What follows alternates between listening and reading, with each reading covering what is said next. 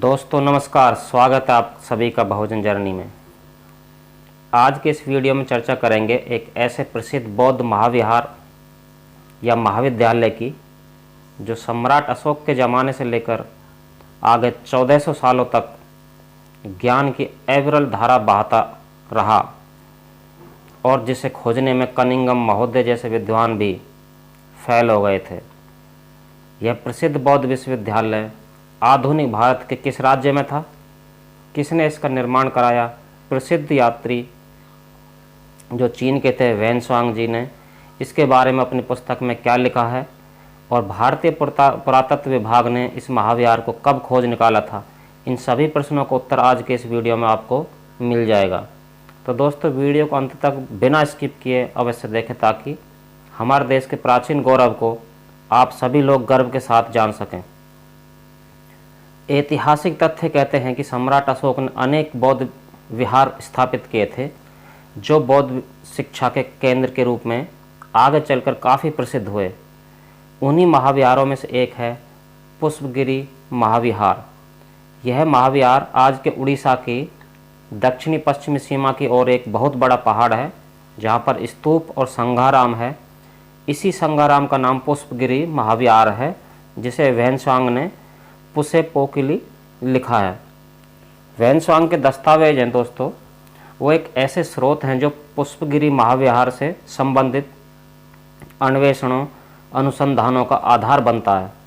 वेनसुआंग 639 के आसपास उड़ीसा आए थे और लिखा कि उड़ीसा का राज्य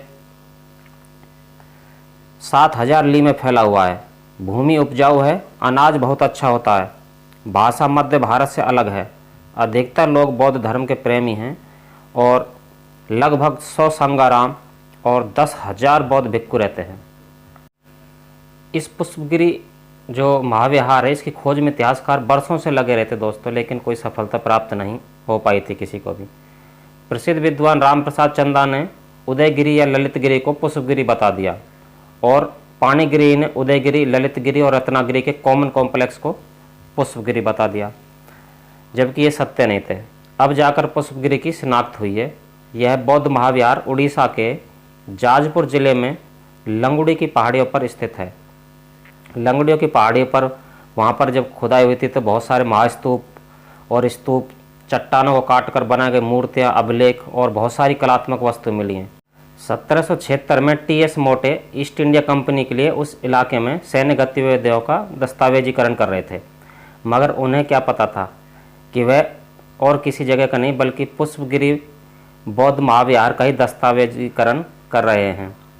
लंगड़ी की पहाड़ियों पर उस समय बहुत घने जंगल थे। आसपास के गांवों में भी जंगली पशुओं की दहशत थी।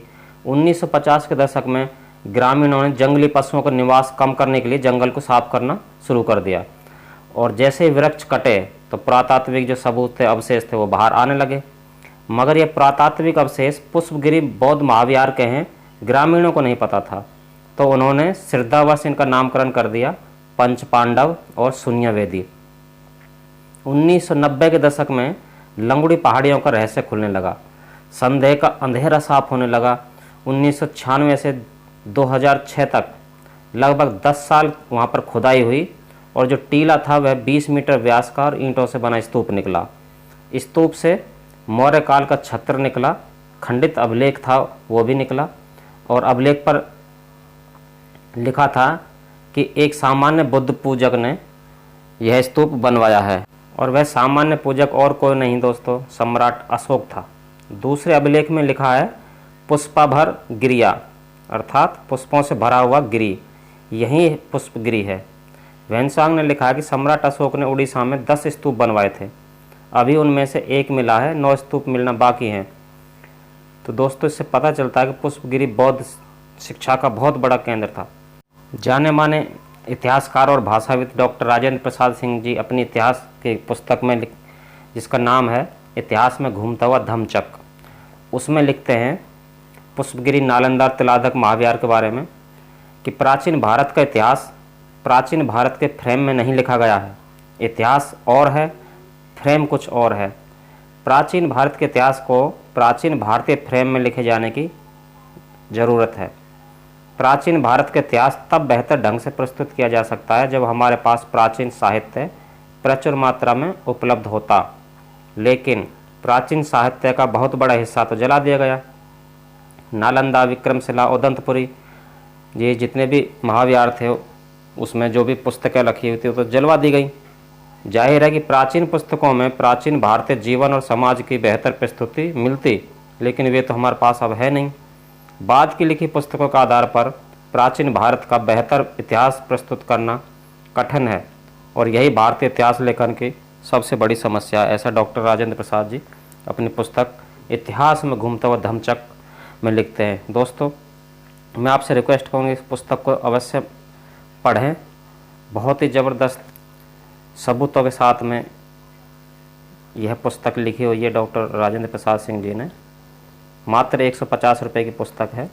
जिन दोस्तों को ख़रीदना है यह पुस्तक, मैं लिंक अपने डिस्क्रिप्शन में दे दूंगा इसका, और इस पुस्तक को अवश्य खरीदें दोस्तों। अंत तक देखने के लिए आप सभी का धन्यवाद। जो दोस्त नए हैं चैनल को सब्सक्राइब कीजिए प्लीज़। धन्यवाद। जय भीम, जय भारत, जय संविधान, नमो बुद्धाय।